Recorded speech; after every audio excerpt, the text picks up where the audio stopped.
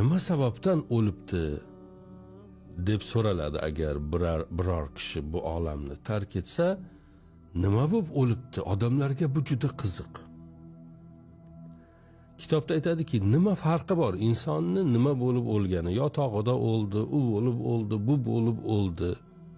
Nima bo'lib o'lganligini, qanday o'lganligini hech ahamiyati yo'q. Chunki ozginadan keyin qanday o'lganligi unutiladi. Qoladi o'lgani. Tamom. Yana Toshkentdagi uchrashuvga qaytamiz. U uchrashuvni shu so'zlar bilan yakunladim. Dedimki, bu dunyoda sizni ismingizni biladigan eng so'nggi odam ham bu dunyoni tark etganda, siz hech qachon bu dunyoga kelmagandek bo'lasiz. Hatto kelib o'lganingiz ham unutiladi.